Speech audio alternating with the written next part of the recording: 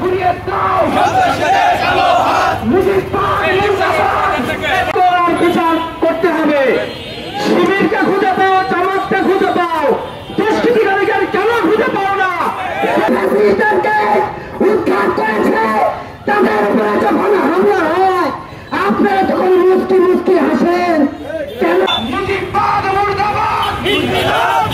চাঁদাবাজির দুর্নীতির ইতিহাস নাই। জামাত ইসলামী আল্লাহর আইন চায় এবং সৎ লোকের শাসন চায়।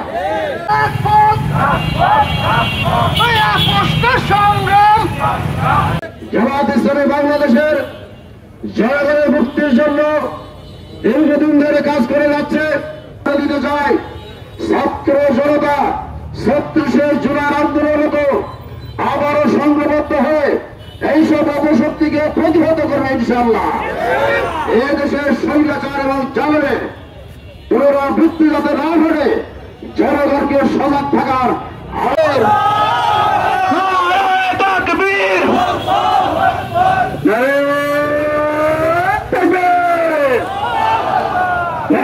আওয়ামী লীগ ফ্যাসিবাদ এখনো বাংলাদেশের একটি জেলা থেকে যায় নাই। সেই জেলাটির নাম হচ্ছে গোপালগঞ্জ।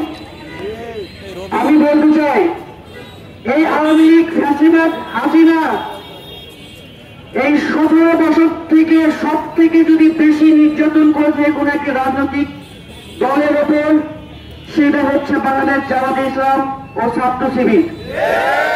৩৬শে জুলাইয়ের মাধ্যমে ছাত্র জনতার গণ অভ্যুত্থানের মাধ্যমে একটি স্বাধীনতা অর্জন আমরা করেছিলাম, কিন্তু আমরা দেখতে পাচ্ছি আমরা বিভিন্ন সময়ে ৩৬শে জুলাই পর্যন্ত জুলাই বিপ্লবে যারা শাহাদাত বরণ করেছেন তাদের রক্তের গন্ধ শুকাতে না শুকাতেই আজকে আবার নতুন করে ষড়যন্ত্র হচ্ছে। সংগ্রামী তৌহিদি জনতা, সংগ্রামী নগরবাসী, আমরা দেখতে পেলাম গতকালকে কিভাবে গোপালগঞ্জে এদেশের যারা ছাত্র জনতার নেতৃত্বে যারা আন্দোলন করেছিলেন তাদের উপরে হামলা চালানো হয়, স্টেজ এবং মঞ্চ ভাঙচুর করা হয়। যাদের নেতৃত্বে আমরা আন্দোলন করে স্বাধীনতা অর্জন করেছে সেই সমস্ত তরুণ নেতৃবৃন্দকে হত্যার উদ্দেশ্যে ষড়যন্ত্র করেছিল। গতকালকে 4জন মারা গেছেন এবং অসংখ্য আহত হয়েছেন। আমরা যারা এই হামলা করেছে তাদের দৃষ্টান্তমূলক শাস্তির দাবি করছি। কালকে গোপালগঞ্জে যা ঘটেছে দ্রুত বিচার করতে হবে। শিবিরকে খুঁজে পাও, জামাতকে খুঁজে পাও, দুষ্কৃতিকারীদের কেন খুঁজে পাও না? খুঁজে বের করতে হবে এবং বিচার করতে হবে।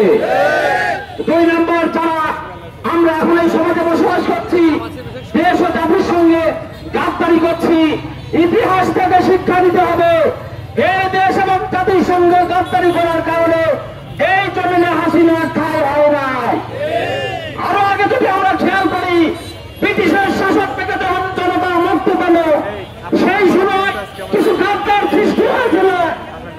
মীর জাফর, রায়দুল্লভ, খাসিটি বেগম, এইরকম অসংখ্য মিথ্যা